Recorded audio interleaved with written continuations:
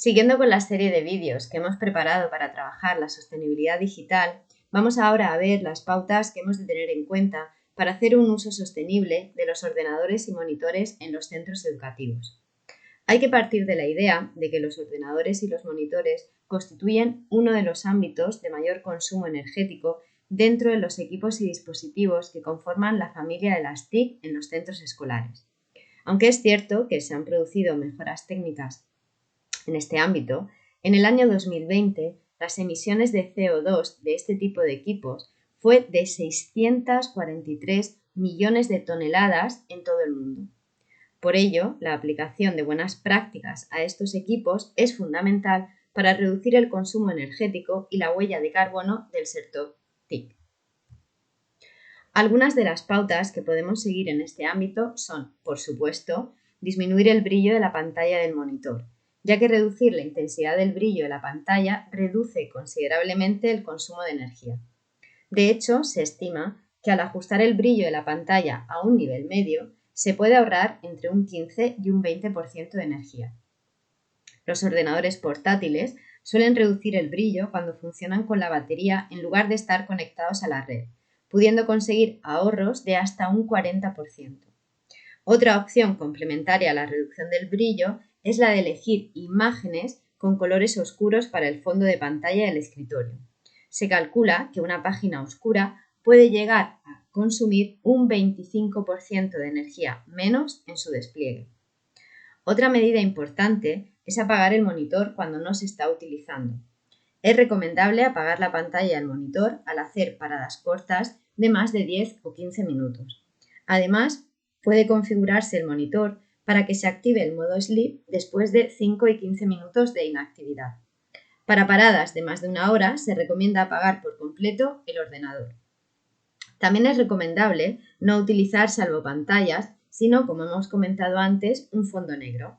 Los salvapantallas consumen mucha energía, por lo que la mejor opción es utilizar el modo Sleep o poner un fondo fijo o la pantalla en negro. En el caso de los ordenadores, es conveniente programar adecuadamente el tiempo de activación del modo Sleep. Los ordenadores permiten al usuario configurar el tiempo de inactividad necesario para que se activen distintos modos de ahorro de energía, como la suspensión, el hibernado o el apagado. Normalmente se recomienda activar la suspensión o el hibernado de los ordenadores cuando haya transcurrido un mínimo de 15 minutos y un máximo de 60 minutos de inactividad. La suspensión, en concreto, se recomienda para periodos de tiempo corto, entre 10 y 30 minutos, en los que no vamos a utilizar el ordenador. El modo hibernar guarda una imagen del escritorio con todos los archivos y documentos abiertos y desconecta la alimentación del equipo. Los archivos y documentos se abren en la misma ubicación y en el mismo estado en el que se encontraban previamente. Se recomienda su uso en periodos largos de inactividad. Además, tiene las ventajas de que evita tener que cerrar todos los archivos, apagar, reiniciar y volver a abrir los archivos, y que en caso de que haya un corte de suministro eléctrico no se pierdan los trabajos que estábamos realizando. En caso de paradas más largas o de periodos más largos de inactividad, por ejemplo de más de una hora, se recomienda apagar por completo el ordenador. También es importante desenchufar el portátil una vez está apagado. El consumo fantasma de los ordenadores puede parecer insignificante al tratarse aproximadamente de entre 1 y 2 vatios la hora. No obstante, si multiplicamos esto por una media de 16 horas al día, los 365 días del año, nos da un resultado de 6 kilovatios al año, cifra que es mucho más considerable. Por otra parte, es aconsejable utilizar regletas o enchufes inteligentes que corten el suministro y de este modo evitar consumos fantasma. Además, si estamos utilizando un ordenador de sobremesa, debemos hacerlo no solo en el caso de los ordenadores, sino de todos los periféricos que puedan estar conectados, como la impresora, el escáner, etcétera, etcétera. Asimismo, es conveniente no tener muchos programas abiertos a la vez en modo multitarea. Si tenemos abiertos muchos programas, se ralentiza el funcionamiento del ordenador y además aumenta el consumo energético. Por ello, debemos cerrar los programas o los documentos según vayamos dejando de utilizarlos. Y finalmente, las tareas, ya que también es verdad que abrirlos y cerrarlos constantemente es contraproducente, porque el momento de abrir y cerrar es cuando se genera más consumo de energía. Desconectar los dispositivos externos del ordenador, como las memorias USB o los discos duros, después de su uso, también constituye una medida muy eficaz, ya que estamos consumiendo energía innecesariamente. También es importante ubicar el portátil alejado de fuentes de calor o de frío. Las baterías de los ordenadores portátiles son sensibles, como las de cualquier dispositivo, a las temperaturas extremas, tanto altas como bajas, pudiendo ocasionar no solo un bajo rendimiento, sino también descargas rápidas y problemas de seguridad por sobrecalentamiento. Por ello, deben ubicarse en un sitio alejado de fuentes de calor o a la intemperie, en lugares donde les dé el sol o donde haga mucho frío.